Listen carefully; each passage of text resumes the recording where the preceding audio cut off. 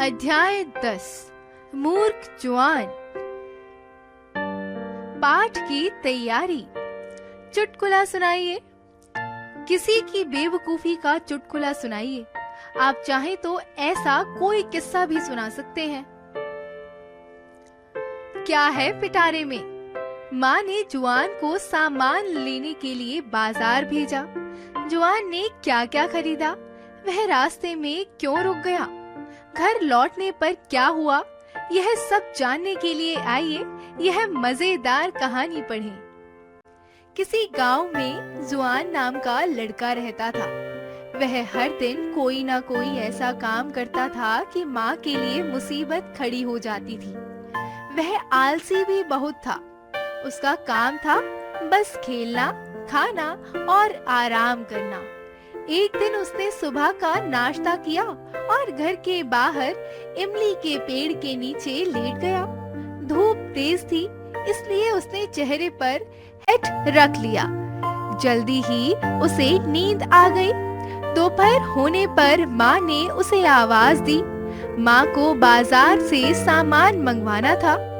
अरे जुआन, कहाँ हो बेटा? इधर आओ। कहाँ हो तुम? बाजार से सामान ले आओ। जुआन जम्हाइयां लेते हुए उठा।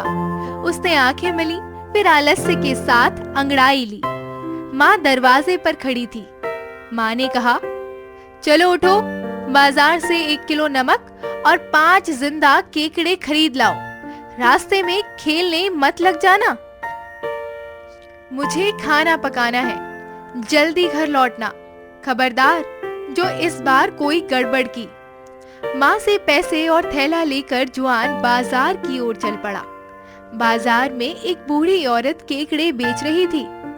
जुआन ने एक लंबी छड़ी ली और केकड़ों को चुभाने लगा।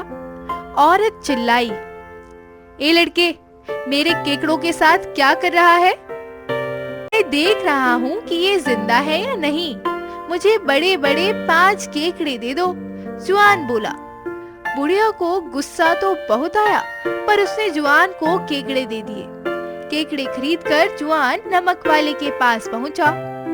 क्या तुम्हारा नमक सचमुच नमकीन है? अगर नमकीन है तो मुझे 1 किलो दे दो, जुआन ने पूछा। नमक वाले ने उसे आश्चर्य से देखा। हाँ, मैं सिर हिलाया और हंसते हुए उसके थैले में नमक डाल दिया। केकड़े और नमक लेकर जुआन घर चल दिया। सीटी बजाता हुआ वह नदी किनारे होकर घर जा रहा था। पास में उसके कुछ दोस्त खेल रहे थे। एक दोस्त ने उसे पुकारा, जुआन, आओ तुम भी खेलो हमारे साथ। देखो कितना सुहावना मौसम है, आओ खेलते हैं। जुआन ने दोस्तों को थैला दिखाते हुए कहा, नहीं, माँ को खाना पकाना है। मैं केकड़े और नमक ले जा रहा हूँ। खेलने लगा तो माँ डांटेंगी। एक लड़का बोला, अरे माँ कुछ नहीं कहेंगी, थोड़ी देर हमारे साथ खेल लो, फिर घर चले जाना। लड़के की बात पर जुआन कुछ देर सोचकर बोला, दोस्तों, एक तरकीब है, इन केकड़ों को घर भेज देता हूँ। उसने केकड़ों को थैले से निकालकर नीचे छोड़ते हुए कहा, सुनो केकड़ों, माँ घर पर तुम्हारी प्रतीक्षा कर रही है। इस सड़क पर सीधे चलते चले जाओ। इमली का पेड़ आएगा, वहाँ से बाएं मुड़ जाना। सामने तुम्हें रसोई घर का दरवाजा दिखाई देगा, बस वहीं मेरी माँ खड़ी होगी।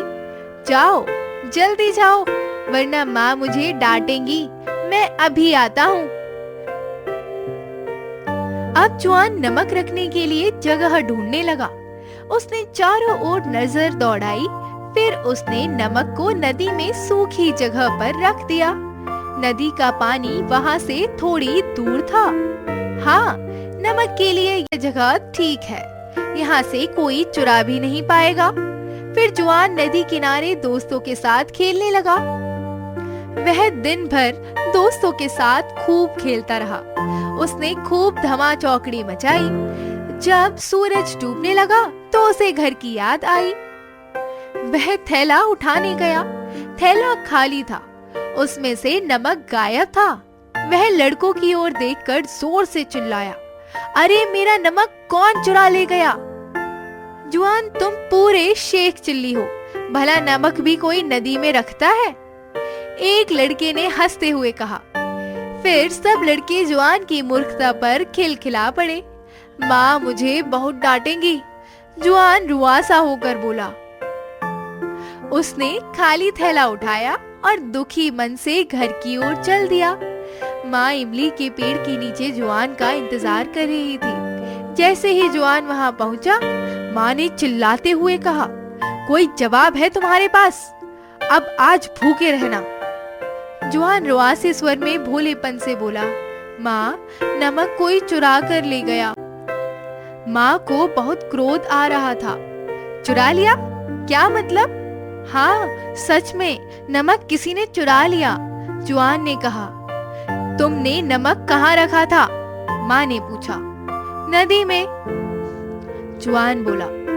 बेवकूफ, पानी में भी कोई नमक रखता है? माँ बोली। जुआन ने माँ की आंखों में देखकर जोर देते हुए कहा, नहीं माँ, वहां तो सूखी जमीन थी। इस बार माँ के चेहरे पर हल्की हंसी आ गई और वह बोली, पानी की एक लहर आई और तुम्हारा नमक पानी में घुल गया। और केकड़े? क्या माँ, केकड़े घर नहीं आए? मैंने तो उनको घर का रास्ता बता दिया था। वे काफी समझदार लग रहे थे और हाँ, जिंदा थे, तो चल तो सकते ही थे। जुआन ने सफाई दी। अब माँ से नहीं सहा गया, वह गुस्से से कांप रही थी। उसने चीखते हुए कहा, मूर्ख, मैं तुम्हारा क्या करूं? वह मुड़कर रसोई घर में गई और धड़ाम से दरवाजा बंद कर लिया। जुआन बाहर खड़ा सोच रहा था कि आखिर उससे गलती क्या हुई।